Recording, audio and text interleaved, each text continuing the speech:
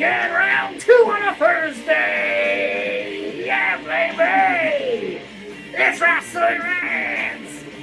Woo, baby. Let's go with Retrospective. It's this day in pro wrestling history, July 13th.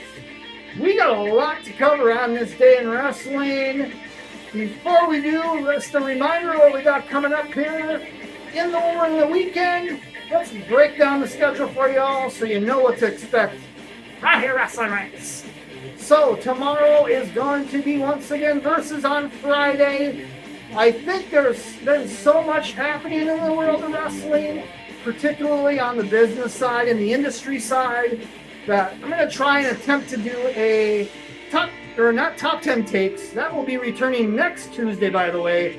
But we're going to follow up and get back into laying the rant down, where we talk about the industry news, rumors, stuff ahead in the world of wrestling, things from back earlier in the week in the world of wrestling, business news, ratings updates, things of that nature. We're going to talk about that, laying the rant down tomorrow on Friday, leading into the weekend. Maybe do a little bit of preview of what's coming up this weekend, which includes Slammiversary from Impact. Also, there's a Triple Mania pay-per-view from AAA out of Mexico that I'll be talking about as well in a mega rant. Probably both of those will drop on Monday, maybe even Sunday. But additionally, this weekend, I'm hoping to get at least one more rant of laying the rant down in over the weekend, because I just think not one is going to cover all the stuff going on in wrestling this weekend. So that's kind of what's coming up here. Keep in mind as well, 2 weeks from almost today, it'll be tomorrow actually, I will be back in Chicago, Illinois for Impact once again. Dual TV tapings on Friday and Saturday night. Front row ringside, same seats I had last time. So there's going to be a lot of fun content coming out of those shows in Chicago. Also, getting the tickets this weekend for AEW All Out Week. We'll be there as part of Wrestling Rants as well. So some big shows ahead in August as well. There's a Raw taping in Minneapolis we'll be checking out. So there's a lot of stuff coming ahead here in just weeks from now. Impact, WWE Raw taping, as well as all of the big shows all out week in Chicago, Labor Day weekend, whatever you want to call it. So there's your update on everything ahead, both in the live shows I'll be attending and what's coming up this weekend. Let's get into this day in wrestling retrospective, July 13th. First and foremost, the birthdays for this week. Who was born on this day in wrestling? 1967, Akira Hokuto, or Kakuta Matata, I don't know. But female wrestler Akira Hokuto was born in 1967. Also in 1972, X-Pac Sean Waltman was born. The next year, 1973, Deathmatch star Necro Butcher was born. Then all the way into 1984, one of the Chris brothers, Jake Chris, was born. And then we finish it off in 1990. A guy I have not heard from in a long time. He used to be in NXT and then he just kind of faded away. Kurt Stallion was born in 1990. All right, flip the page. It's time to talk about this day in wrestling. A lot of special events happening, a lot of significant events in wrestling as well. Let's get into it. 1982, we start with a WWF Tag title change where Mr. Fuji and Mr. Saito defeated the team of Jules and Jake Strongbow for the WWF Tag Team Championships. Let's flash forward all the way to 1995, and Chris Benoit, also known as in Japan Wild Pegasus, who wore a mask as well, wins the Best of Super Junior tournament over Shinjiro Otani in the finals. This was Benoit's second Super Juniors win. He also won in 1993 at this event. 1996 saw a big ECW show from the ECW arena in Philadelphia. Heat Wave 96, which was main evented by a Rage in a Cage match, 6-man tag for the ECW World Championship with a very unusual stipulation. I'll get into that stipulation in a second, but let's talk about the competitors in this match. Sandman, Tommy Dreamer, and Terry Bam Bam Gordy defeated the team of Raven, Brian Lee, and Stevie Richards. The finish came when Sandman actually pinned Raven, and because the World Heavyweight Championship of ECW was on the line in this match, one would think, well, Sandman probably wins the ECW Championship because he pinned Raven, who was the ECW champion. Well, the stipulation for this match is kind of goofy. The only way the title would change in this match is if Stevie Richards got pinned, which did not happen. So what a strange booking shot here that the actual champion got pinned in the match, yet didn't lose the championship, even though the championship was on the line. Makes sense of that. Also, the ECW Television Championship changed hands when Shane Douglas defeated Chris Jericho, Too Cold Scorpio, and Pitbull #2. I think I remember that match, watching that at some point in time.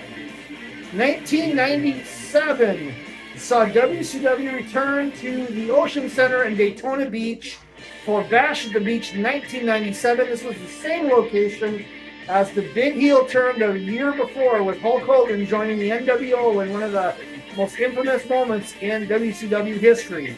So they came back the next year, and that card was relatively stacked, particularly the main event was pretty prominent. It was Lex Luger and the Giant over the team of Hollywood Hulk Hogan and making his wrestling debut, Dennis Rodman. I think this was, looking back, the first match they had with Rodman was pretty solid.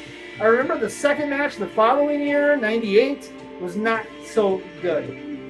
Speaking of 1998, this day in wrestling, 1998, Monday Night Raw was from East Rutherford, New Jersey. Can't talk tonight. Kane and the Mankind defeated the New Age Outlaws to win the WWF Tag Championships at that event. And then also, later in the evening, they actually did a rematch on the same show, as this match kind of started early in the show, this title switch. They rematched it and went to a no contest at the end of the show. Makes sense then. Let's zip all the way to 2005 now. And kind of an infamous day, Matt Hardy called into the WWE online talk show Bite This and cut basically what at the time was thought to be like a shoot promo on the situation involving him, Edge, Lita, and just 2 days before this, he actually showed up on Monday Night Raw, did the run-in on Edge. Everybody gasped because we all had found out before that, not necessarily through WWE TV, but through the internet and the internet wrestling community. A lot of stuff got exposed. Matt Hardy revealed that Lita was cheating on him with Edge while he was down with an injury.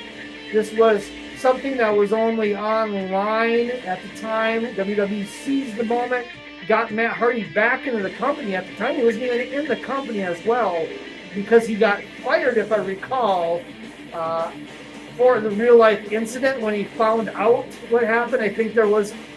I don't recall the specifics on this, but I think there was a fight in the back between the guys. He got fired. Then he revealed what happened. We saw that Matt Hardy then returned. They did the feud with Edge, playing off of the incident with Lita, which really did happen, but it kind of catapulted Edge to superstardom as the Rated R Superstar out of this whole situation. It kind of started a little bit, or I guess took off, on this day in 2005 when Matt Hardy called in to Bite This and did basically a shoot promo, even called Lita Amy Dumas. I mean, they kind of broke that fourth wall completely at this point. Sad situation. 2007, this date in wrestling on July 13th. Nancy and Daniel Benoit the wife and the son of Chris Benoit were laid to rest in Daytona Beach, Florida. Very, very sad day. Very sad situation.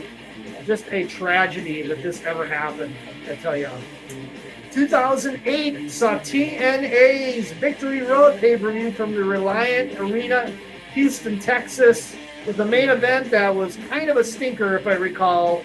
A no contest for the TNA World Championship between Booker T and Samoa Joe. I remember not caring for this show much at all. How about 2012, another TNA memory? This was at an Impact taping in Orlando, Florida, Universal. AJ Styles beat Rob Terry, there's a guy you've never heard of for a long time, for the TNA Global title, which I think became the TNA Legends title at some point as well. 2015 saw Raw in Atlanta, Georgia, and this was a pretty historic day, I must say, as my mask is itching me like crazy. And this was the day of what we called the Divas Revolution takeover in WWF, as the call-ups from NXT occurred. Charlotte Flair, Becky Lynch, Sasha Banks, and it really changed the landscape of women's wrestling. This was the start of a really big push by WWE on the main roster to change everything from basically the Divas division to actually treating them as equals, as competitors in the booking and such. So I guess this would, instead of be called the Divas Revolution, this would be called where the women's wrestling revolution began in WWE in 2015. 2016, we'll go back to Orlando, Impact tapings, Universal Studios. We had a title for title match, X Division title versus World title. Bobby Lashley defeated Eddie Edwards, who was the X Division championship at the time.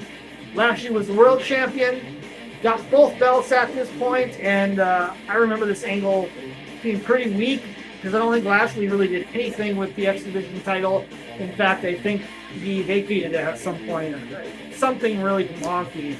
So kind of a pointless title for title match, but this was Impact in 2016. Wasn't on its greatest leg at that point.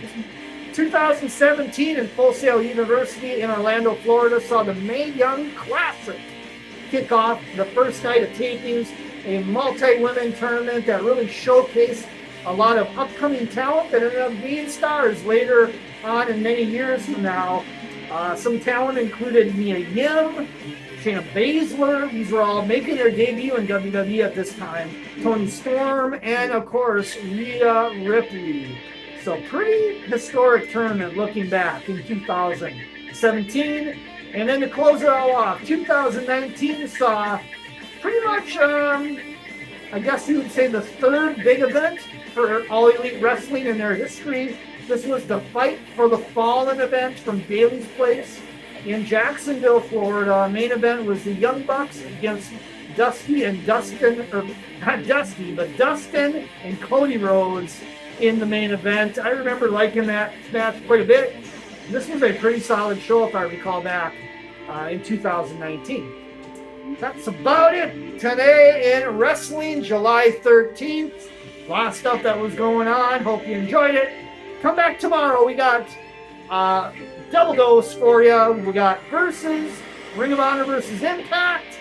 Looking back at the shows that I will actually going to start watching right now after I get done with this rant. And then we will be doing a Laying the Rant Down on a Friday. It's usually saved for the weekend, but there's just too much news to talk about. We got to start it on a Friday, and we'll probably do another Laying the Rant Down this weekend as well. Maybe on, kind of thinking Sunday or something like that, another double shot. Laying the Rant Down on the weekend, and as well, sometime Sunday into Monday, 2 mega rants for you this week. We're going to be doing Impact Slammiversary, and we are going to be looking at AAA Triple Mania. Come on back for more, right here, Wrestling Race. Hey!